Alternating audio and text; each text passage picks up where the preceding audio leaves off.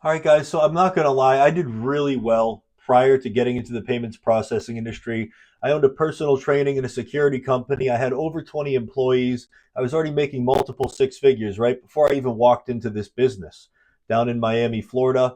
But, I had to put that ego aside. And, one of the first things you have to do is learn how to put that ego aside and take action in prospecting.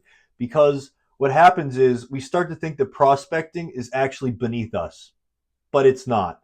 I know guys in the payments processing industry that are literally worth $100 million plus, and they're still going out prospecting. They'll go knock on a door just for fun to make sure their knives are still sharp, so to speak, right? So they're getting out there and they're getting after it just to hone their skills a little bit, just to get those interpersonal skills going.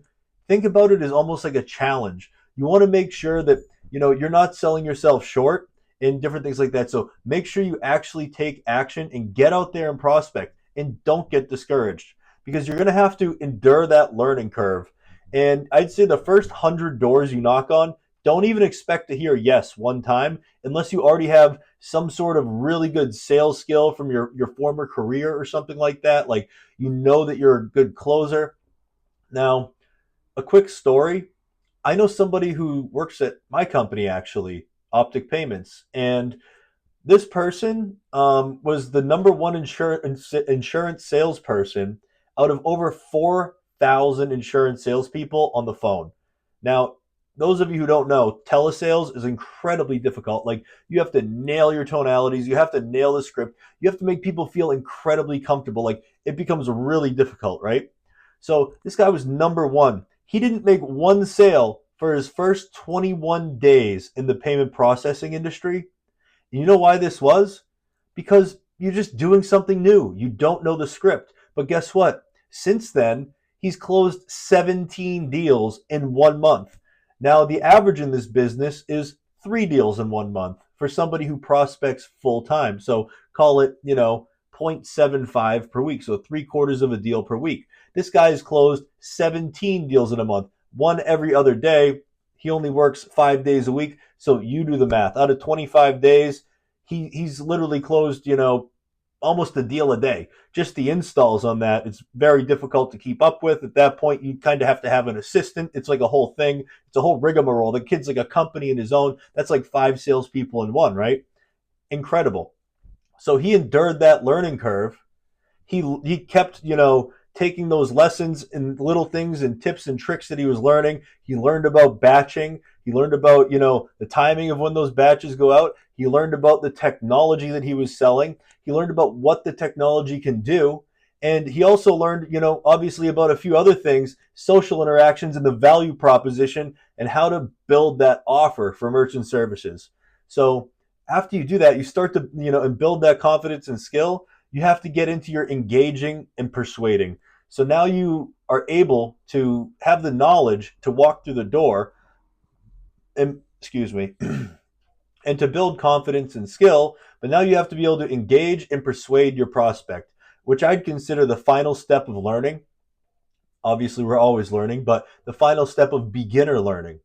And once you're able to get your prospects engaged and you're starting to be able to persuade them, now you're able to start closing some deals. You're able to start closing some appointments at the very least, and then getting a manager in there to start closing those deals because you might not have the confidence to close those deals until you book, say, 20, 25 appointments. I know at my company, I don't want anyone trying to close a deal. They're just booking appointments for the first 15 appointments at least.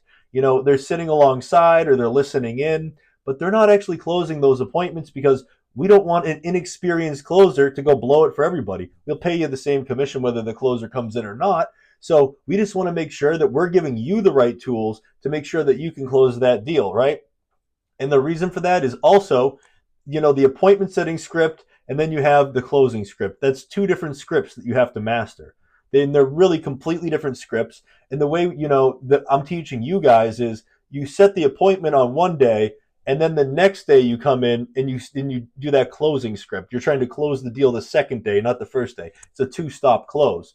So within that, you don't want to overload the brain, and you don't want to, have to really memorize two scripts right off the bat. But once you absolutely master the appointment setting script, you're able to start segueing into that other script. And in doing that, you're going to start learning more and learning more about that other script, right? So you might want to do a couple hundred role plays in the office or on Zoom with somebody, or even in the mirror. Like I said, pull down that mirror in your car, pop up the little mirror, the little lights come on. It's like you're a celebrity in your own world, right? Just rehearse. Just keep rehearsing. I know it's boring. Say it to yourself 25 times or record it on your cell phone. That way you can say, is that someone I talked to? Was I very convincing? Did I sound persuasive? Did I hit my core tonalities? Like, how did I do in this thing, right? So make sure that you're, putting in the work. Make sure you're putting in the reps. Make sure that you're, taking action every single day, getting out the door, and during that learning curve, building that confidence and skill, and then learning how to engage and persuade your prospects. See you on the next one, guys.